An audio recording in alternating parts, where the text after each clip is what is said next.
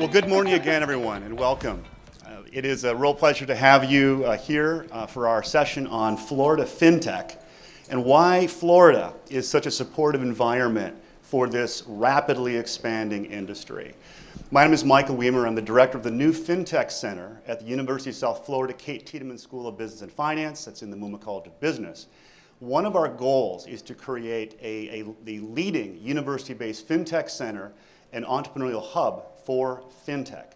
And we are focusing immediately on the Tampa-St. Pete region, but it's going to be much broader than that, to make Tampa-St. Pete a hub of excellence in FinTech teaching, research, innovation, and business development. It's a real pleasure to have you here today.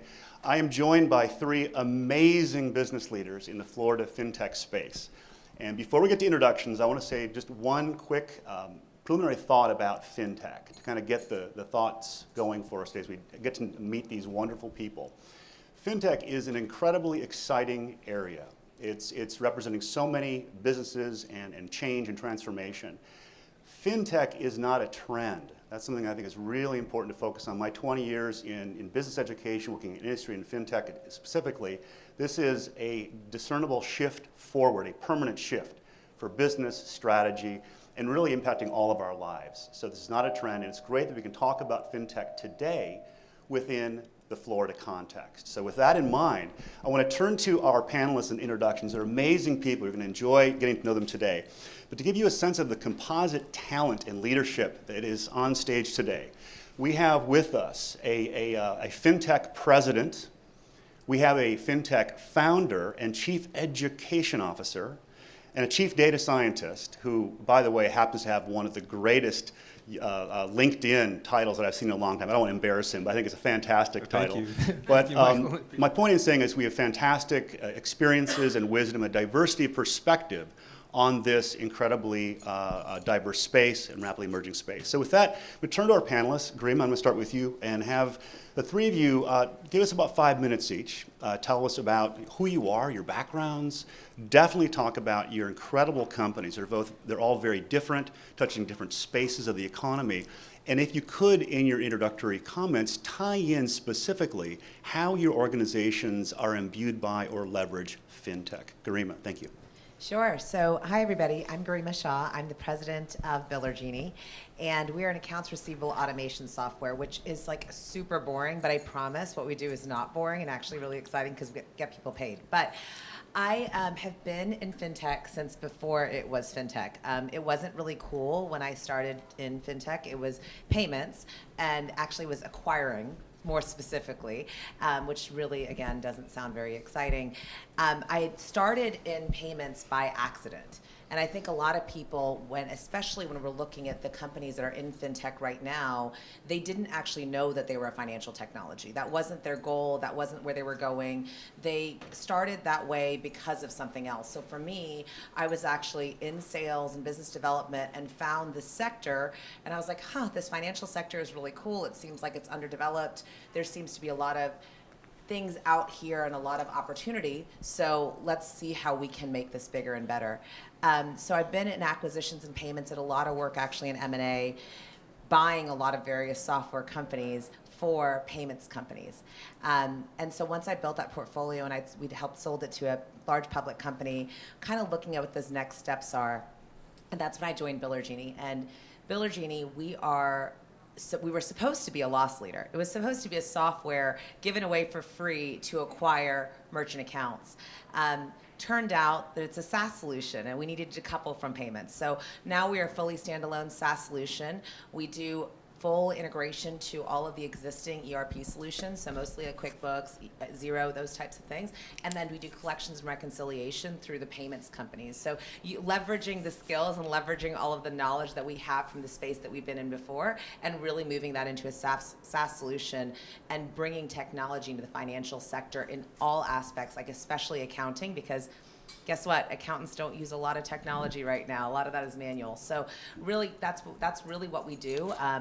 And we've been in business for over 2.5 years. We raised our seed round of funding at 4.5 mil, or we raised 4.5 mil recently. We just closed that seed round of funding, and we're growing. A lot of our partners include like PNC, Fiserv, FIS, and companies like that. So that's who we are, and super excited about what's going on in the tech world, specifically in Florida. I'm a Florida native, been here most of my life, and it's really exciting to not feel like Chandler when you try to explain what you do to people. The fact that they actually know what fintech is, or they know what that means, is really cool, because I can tell you when I started in the industry, people had absolutely, but, oh, you work for a bank? No, I really don't.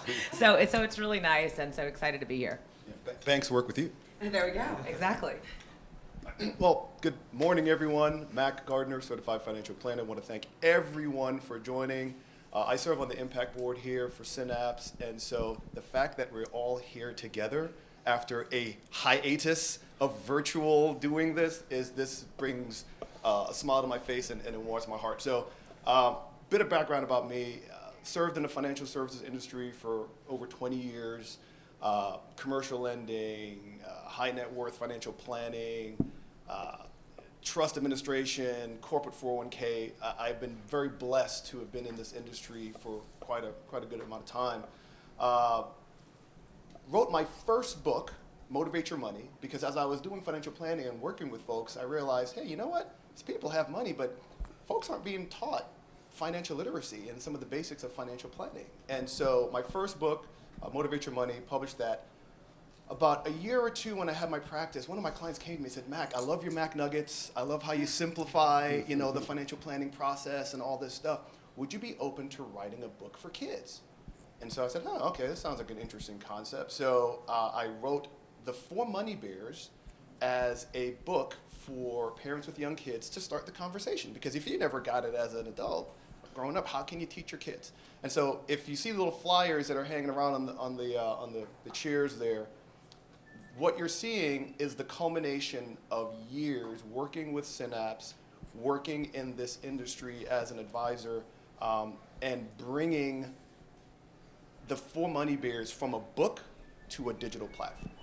And so if you're looking at fintech, a lot of times you see there's tons of tech out there help you with banking, help you with lending, help you with investing. You could probably get a $500,000 mortgage on your phone right now, right?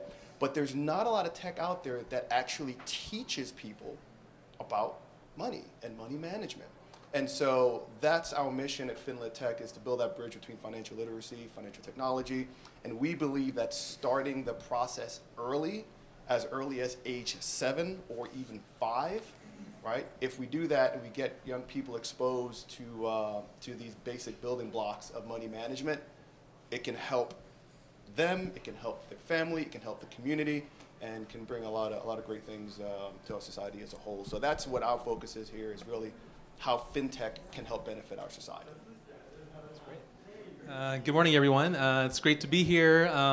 Usually you would find me behind a computer doing some programming or coding, so this is definitely a nice change of pace to spend this time with you. Just a little bit about my background. I actually started out in business and finance over in Melbourne, Florida, working for defense contractors. And I gained a lot of good experience, learned from the business aspect, a lot of things about how the company works. But one of the things that really kind of caught my curiosity was the technology that we were working on. So, for example, one of the projects I was working on was on cloaking technology. And this is back in the 90s. And I'm like, wow, this is kind of cool. This is like stuff I'd see on Star Trek, And so I'm like, oh, gosh, okay, you know what? I think I'm going to go more the technical route. So then I made the bridge over to engineering and data science, although they really didn't call it data science, 10 years ago. So I was kind of there before it got cool, I like to say, to all my friends. But yeah, I did the engineering and data science in defense for about 15 years. Enjoyed the experience, and then I really wanted to make a career shift. So I had the opportunity to become professor at Florida Polytechnic University. So I was there for 4 years in the data science group.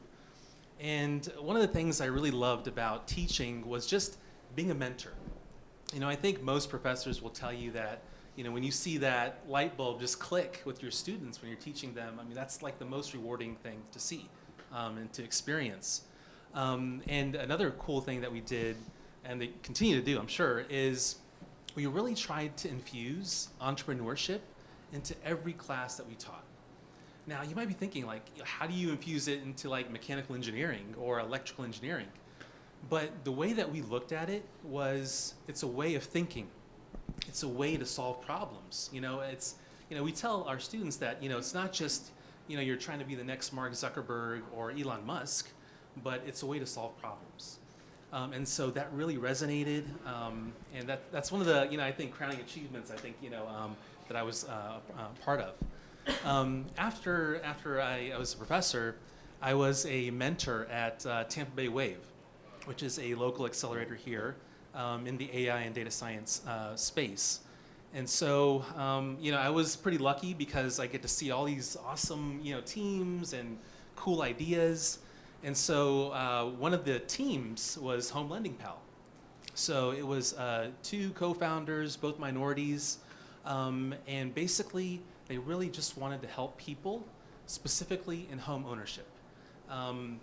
If you look at the data, there's an obvious gap, right? And so this platform, this FinTech platform, provides a tailored experience for borrowers to give them the best approach in terms of what's their best roadmap for attaining a mortgage, what are the best loan products that they match up to, and also gives them an improvement plan.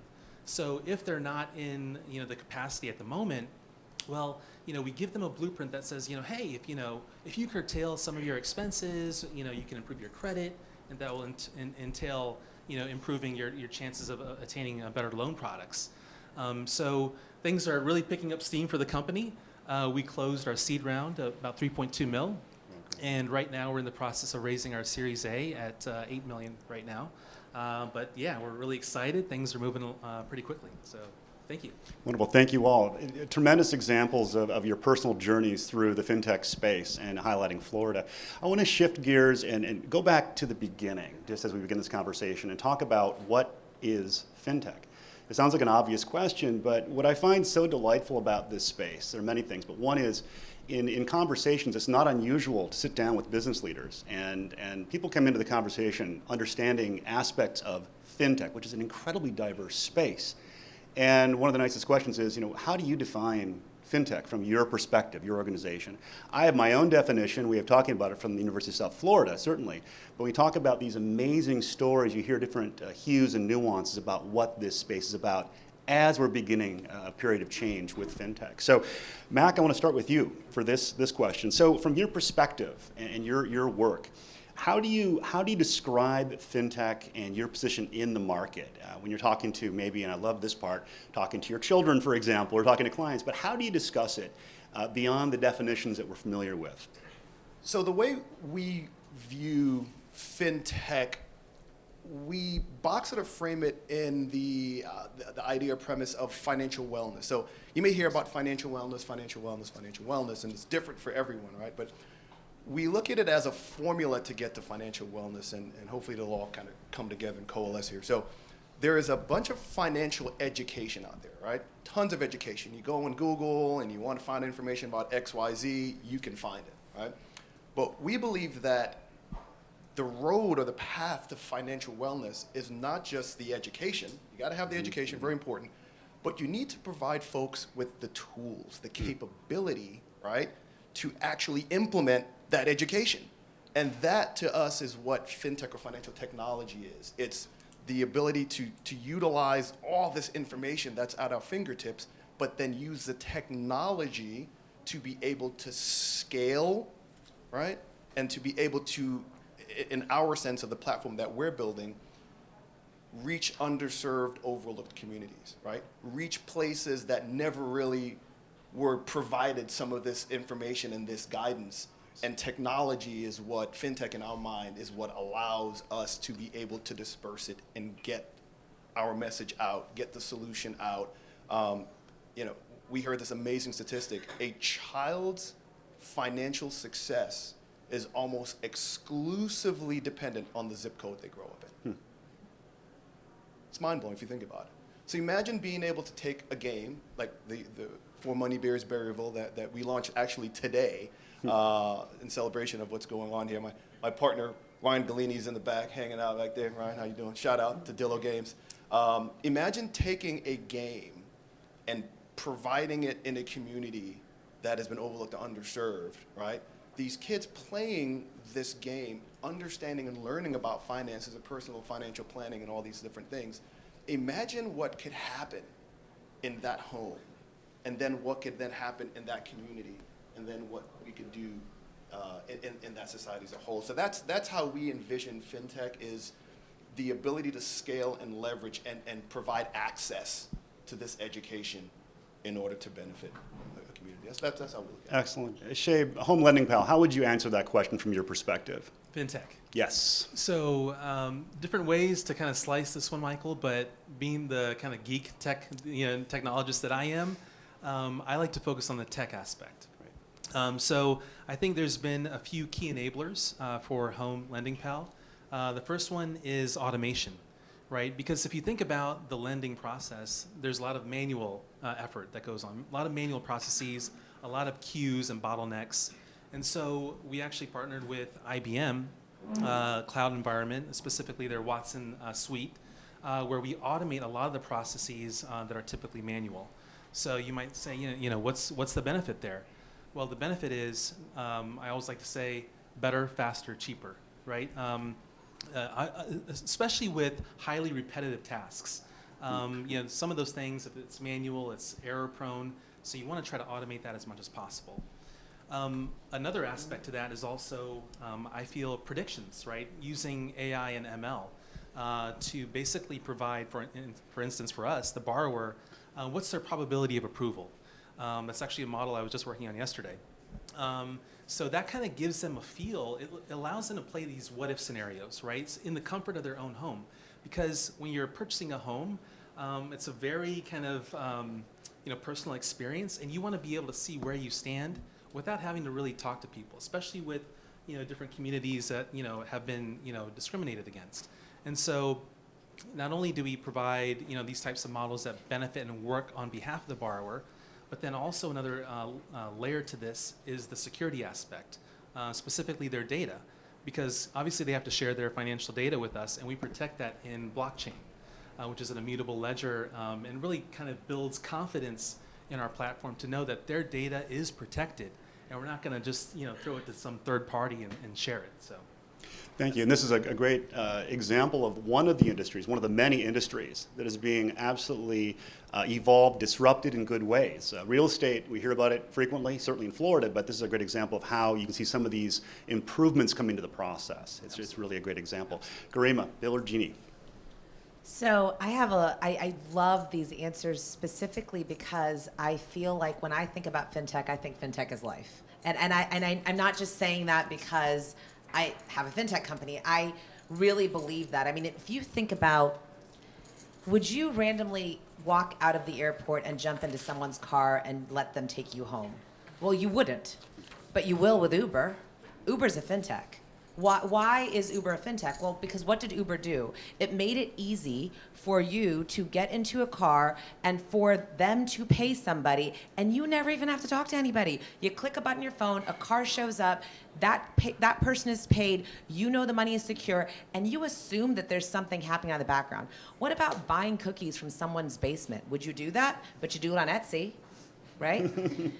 Like, if you think about all these things, these are FinTechs, and this is the evolution of what FinTech is. FinTech is in every single thing that we do. Financial technology is what moves money from point A to point B, and having financial literacy, having the ability to automate all of these things in our life is what makes FinTech work, and that's why it's becoming so much more important today, and that's where we see this disruption evolution. And when I said, when I started, FinTech didn't exist, because we were okay with friction. We were okay going to Target to buy toilet paper. Guess what? We're not anymore.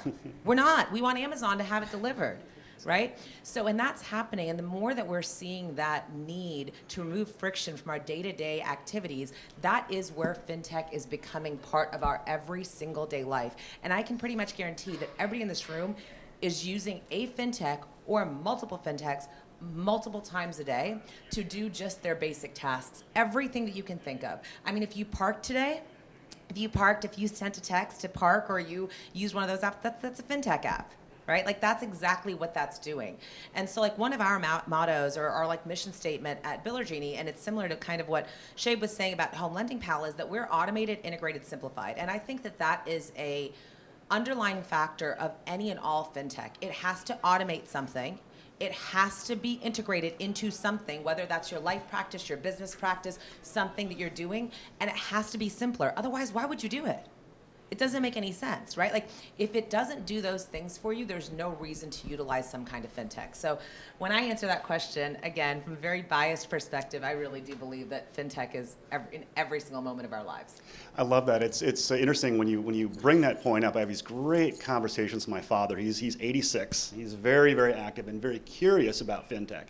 And when I mention things like that, you put it very eloquently, but I mentioned that FinTech is already, Dad, disrupting and supporting your life. He looks at me like, really? I said, well, yeah. So we have these great conversations, and it's part of, I think, what we do in this space is educate everyone, because it's a rapidly moving, evolving space. Excellent point. So let's move a little bit deeper into the conversation. I want to touch on one of the central themes of this conversation and really focus a bit on Florida's innovation, and I add entrepreneurship ecosystem. It's remarkable here in Florida. I want to add those two, that, but basically looking at why Florida is such a supportive area for FinTech. It's becoming FinTech. This is becoming a FinTech capital. Some believe it already is. I want to just share one example before we get to the question. I want to ask you in a minute about your experiences, your journeys with this ecosystem, but just to share an appetizer to this main dish of the next point.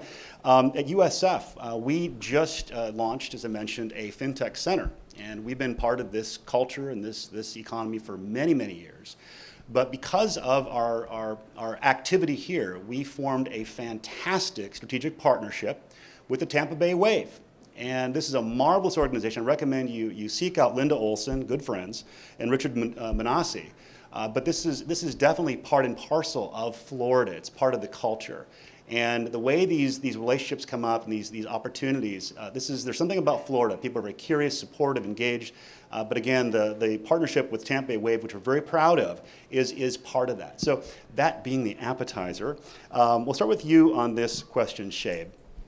Thinking about your movements and talking about your individual organization's journey through and with the Florida environment, can you talk a little bit about how this being in Florida has been advantageous, the competitive advantages, maybe some partnerships, et cetera, but what is it about Florida, what I'm getting at, that really is supportive of the FinTech industry? Absolutely. It's a good question, Michael. And I think one of the things I like to point to is what we're doing, in our academic institutions, and how we're really, infusing entrepreneurship throughout the curriculum. Because what I feel, that's kind of building a really strong pipeline, which is what we noticed. Which, by the way, we just this week opened our corporate office in downtown Orlando, right off of Orange Avenue. So, and that's really, a commitment that we've seen from the city of Orlando. The community, other fintechs and other startup companies that have been very supportive, kind of giving a community aspect to it. One of the things that we kind of were concerned about was like, gosh, we're in the startup space. I feel like we need to be like in Silicon Valley, or somewhere like that. But what we've seen is, once again, that communal aspect and other, investors that have really stepped up and, helped us out quite a bit. You've mentioned Tampa Bay Wave. Obviously, I've been a part of that, and I've, Dr. Manassi as well, and I've seen, his support as well in terms of just connecting us, to other people who are like-minded. I really think that really goes a long way, and even the talent that we're seeing. We're actually hiring. Right now, we have 7 full-time employees locally, but abroad in the U.S., mainly in North Carolina, we have another 12. So we have roughly 18 to 20 full-time employees. But what we're seeing is, a lot of the talent is now available here in Central Florida and throughout Florida, itself. So, and I think there's different reasons for that. I think, one of the things is just the spark that we're seeing in the startup community. I mean, I feel like Orlando is like, really taking off, and Tampa as well, and Miami in the crypto space. So it's just exciting times, I feel, in Florida. Marvelous. Garima, so advantages being here. I know you talk to a lot of people, you've got a great presence. And we talk to folks from other areas. What is it about Florida that has given you a competitive advantage? Yeah, it's actually really cool because, like I said earlier, I'm kind of a Florida native. I'm not totally, but kind of.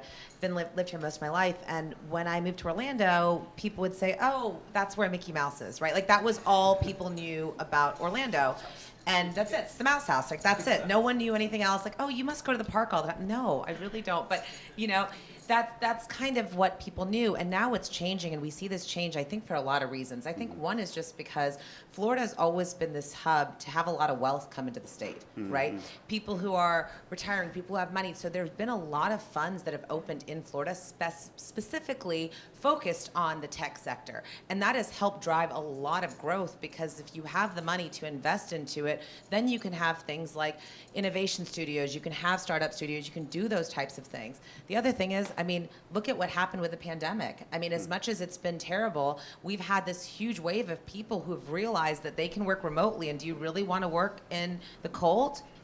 Or do you want to work within a place where there's no state income tax? Do you want to work in a place where it has lower cost of living, right? So we've seen all of this amazing talent, and we've seen so many big companies come into Florida to take advantage of that, and I think that that's only furthering the mission. Then, of course, like you mentioned in Miami, and with Mayor Suarez being so into the fintech space and really investing in that, I think that we've seen just a major shift, and I don't think that's going anywhere. I do think that we are absolutely, if not already, we are absolutely the next Silicon Valley. Fantastic. And interesting, the pandemic has acted as an opportunity, a force, frankly, for accelerating many trends, many trends, this being one of them. One of the standing headlines, it involves people and organizations moving to Florida. There are a lot of reasons for that. Mac. I'm going to keep this super simple, folks. Really hard to really expound on more of that, but three things. Weather, taxes, people. Literally, it's what it is. Who doesn't want to be here? Wife and I love that license plate, the endless summer license plate here in Florida. Have you seen that? Very, very big. Taxes. We lived in Houston for a while. Not having state income taxes is a beautiful thing. But I think the people aspect is really what gives Florida an advantage. We're not just bringing people. I'm looking out in the audience, and I actually have friends and colleagues that moved here from Indiana, New York, different places. But you also have a lot of diversity and inclusion that's coming to Florida, too. You have South America, you have Central America, you have Europe. So you have you have this melting pot that's brewing here in Florida. And someone like myself, who has one foot on the financial services side and another foot on the fintech side, we're always looking to get more diversity, more inclusion into this space. And we're seeing a lot of that here, and we're seeing people from a lot of diverse backgrounds. I'm actually on the Inclusion Lives Here board at Synapse. Nice. Because we want to make people out there see that this is a very diverse space. It is welcoming of people from different backgrounds and different ethnicities and so on and so forth. So that's what I think. It's the weather, it's the taxes, and it's a great pond of people that are moving to Florida. Fantastic. That's quotable. I love that. So this is a nice segue to our next question. And Garima, I want to start with you and go through the panel. But let's talk about the future of fintech. It's clear that we're at the beginning, and I'm really a big fan of Don Tapscott, a big fan of his work. We use words like revolution. Talks a lot about transformation with the technologies. And I think it's fair to say we're at the beginning of a period of significant transformation in multiple sectors. There are implications for business, certainly, but also for academia. But I want to say, because we're at the beginning of this really exciting journey together, and it's touching all of us now, fintech, what does the future look like for fintech? And let's talk about Florida fintech. And I look to the three of you as absolutely phenomenal leaders in this space, and leaders with purpose, and the sort of things we think are important. We talk about building businesses, engaging community. So we're at the beginning and looking ahead. What does the future look like? And what sort of opportunities and challenges should we be considering as committed leaders when we think about the future?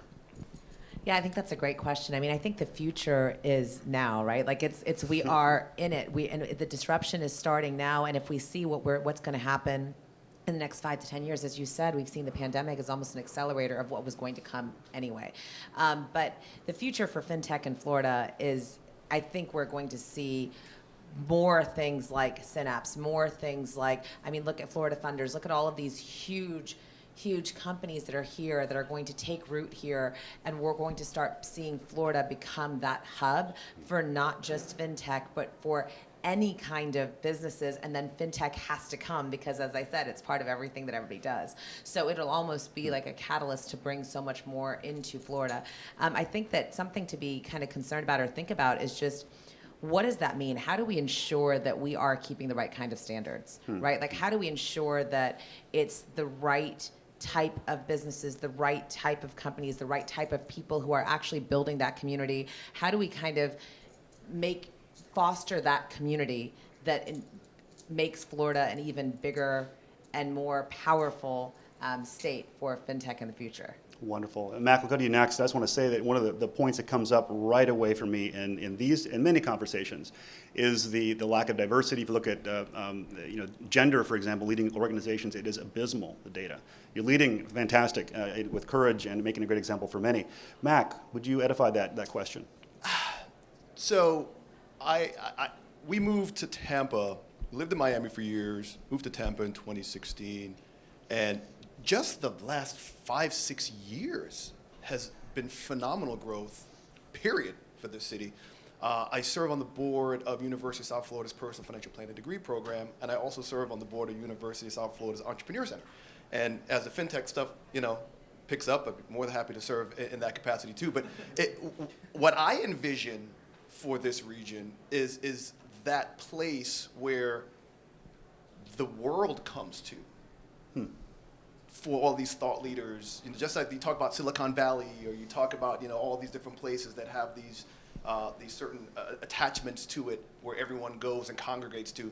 I could see Florida, Tampa specific, being that type of place over time, where all these great thought leaders and folks come. And when people are freezing in Chicago and New York around February, and we're looking out at this beautiful weather, that's what I see. I see this region growing and bringing a lot of different faces and a lot of different interests, and this huge melting pot of ideas. And so that's what I like to see over Great. this 5-10. Shape. Yeah, I would agree with you, Mac. I think the diversity is what comes to mind. We're seeing that. I see that through the accelerators that come through the different cohorts. You just have a very diverse team now, and it's great to see. I also think that Orlando's becoming a hub of innovation, Central Florida, and Florida in itself. And so, like I said, I think it's really going to be, compete with like the Silicon Valleys in terms of, we talked about like cost of living, and we talked about, other factors as well. Disney World, of course, we have that, in our back pocket. So there's a lot of things I think going for us, and it's rapidly growing. And as Garima mentioned, I think the future is now, and things are really just taking off exponentially. I just have to say one thing that we haven't mentioned, and I think that this is important. As you were talking, I was thinking about it, but you were saying how we should be a global hub. Time zones. Dude, the fact that we're in Florida, it's so much easier to work with LATAM. It's so much easier to work with Europe. It's so much easier to work even with Asia when you think about time zones. And I think that also perfectly positions us to be that global hub because, if you think about New York, it's the same time zone, except we're a little bit warmer and don't have tax. So, right? why wouldn't you? If you have to choose between the two, why wouldn't you take Florida, right? Yeah. But if you kind of look at that, I think that at least for us, has been a big factor, as well as even if we look at candidates, and by the way, we're hiring. We have 17 roles open, so anybody putting that out there. But I think that's really important because we've seen that's been a huge opportunity for us. We work with, we have employees in El Salvador, we have employees in India, we have employees in Europe. So it's been very, very helpful for us to be on the East Coast time zone. Beautiful, beautiful. So I want to leave time for Q&A and engagement with our amazing panelists. And we'll leave a few minutes there, but I want to do one quick question before we go there. It's sort of a speed dating round question. It isn't like writing a haiku. It's going to be challenging, but I trust you. So thinking about your organizations and all that we've talked about, the acceleration, the efficiencies, the transformation, we have Bill or Jeannie, we have FinLit Tech, and Home Lending Pal. And this is a toss-up now, so anybody can take it first if you want. But basically, when you look at your organizations, from a tech perspective, let's look in the long horizon is 5 or 7 years. Let's say 10 years from now, where is your organization going to be? from a Florida perspective, where do you see your organization kind of transforming to, given what we know about FinTech? I talk about market share, talk about engagement, but what comes to mind when you think about the future of your organization and what is happening in FinTech right now? We're going to be a fintech unicorn in the next 3 to 4 years. Nice, nice, very good. So we envision FinLit Tech and our brand as a global influence because our book, our For Money Bears book, I think I have a copy of it back here. This book, this little book that I Nice. no, I got to show this to you. I got this book. Nice plug, Mike. This book that started off as a passion project, a gift for a client. The book is bought in Germany, France, Italy, around the world, and it's only in English.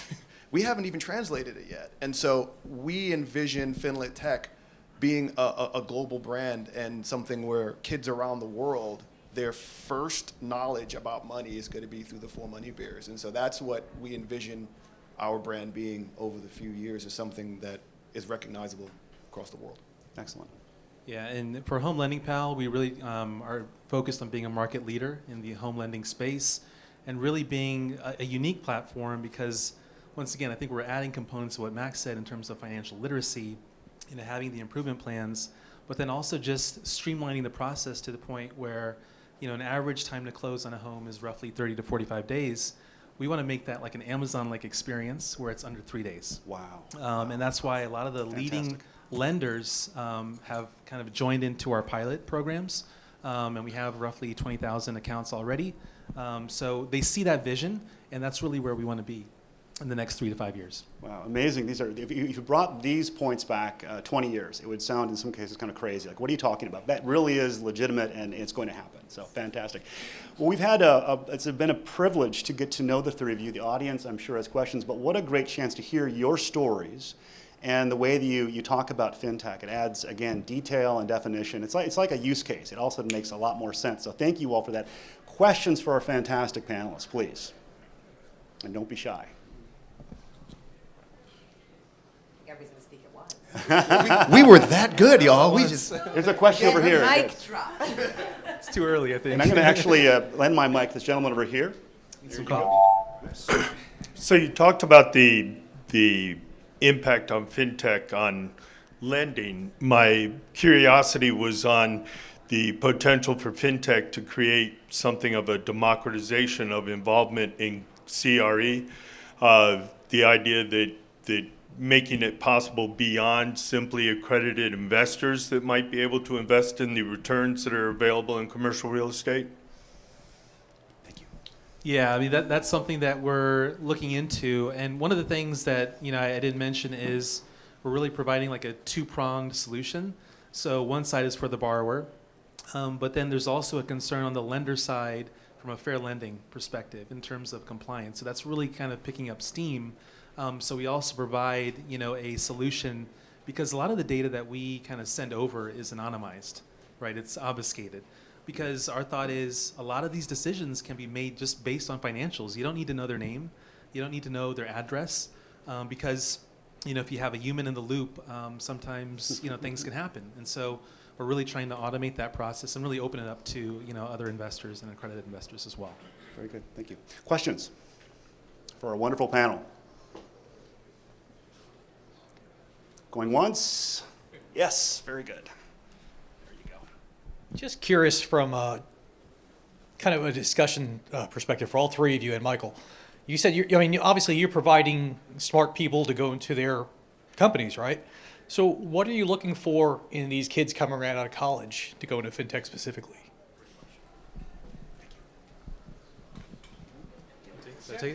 So one of the things that we are doing is an internship program. So we've paired up with UCF and also Florida Poly. And we're in discussions in terms of having like summer programs and really just kind of mentoring them because that's one of the things that I saw with our students is they didn't have that real world experience, and that's something that we really tried to kind of co-integrate. And so that's really what we're trying to do is have that outreach to these universities, be a part of their job fairs, give them these internship opportunities, and that kind of I think gets the ball rolling so that once they graduate, then they'll have more opportunities. Yes, we're done. I would say that, like I said, we're hiring a lot, and we have been, and one of our biggest focuses has been around the right kind of culture. So we actually have every applicant before I even speak to them, before anyone sees them, we utilize Culture Index as well as some other predictive indexes to see if they'll fit within our culture and for that position. And one of the things that I've seen, and I was actually speaking about this on a podcast last week, is the change in the way that people are looking for positions. It's not about loyalty, it's about freedom. And being able to provide that freedom in a culture that accepts that and makes it very easy to be the easy choice, because you are saying, hey, yeah, have unlimited PTO, work whenever you want, but this stuff needs to get done. So I think it almost makes it harder sometimes as the employer to set the right kind of metrics and accountability as you're bringing people on, because you're allowing for that level of freedom, which sometimes can be scary, but it seems like it builds a much, much better culture and a much better long-term growth for your company. Excellent. And for us, I'll just say innovation. We are literally in an innovation society, innovation space with FinTech. And so I heard specific points to that, how the hiring phase and what people are looking for as employees is changing. And so the employer has to really, financial wellness benefits. There are many things out there that folks weren't looking for in the past, and younger people now are really looking for in an organization. And so as an organization, you need to have some of those points. And Mac, just if I can add to that real quick. So one of the things that we also look for, so we're actually hiring as well, data scientists and data engineers. But a lot of times, you see candidates and, it looks very similar. There's really not too many discriminators, on paper. But then when you speak to them, you can kind of tell, if they have passion. That's something that we really look for, is do they have passion for what you're doing? And to us, sometimes that's the X factor. So it's a great question. I think in terms of the challenges at the university level or any educating entity, we want to produce the knowledge, skills, and abilities for our graduates, whether they're traditional students or lifelong learners, to go out into this rapidly expanding marketplace and lead. And it's challenging when things are changing so rapidly, and your needs might be different next month, next year. So one of the opportunities, and this is almost seems like if you brought this point I'm about to mention back 20 years, it seemed like heresy, but within the education world, deep partnerships with industry that's the sweet spot. And so all that we do at the Muma College of Business, we've got a long history of engaging with practice, and to have experts and business leaders tell us, this is what we're looking for right now. And by the way, if pressed on the horizon, your graduates have to know this, this, and this. So that is one of those areas that keeps it pulls the academic world ahead, which it moves notoriously slow usually, but it keeps the currency of curriculum fresh and really helps us to produce leaders that are going to lead with impact for you. We're out of time. Would you please join me in a round of applause? Garima, Mac, and Shade. Thank you.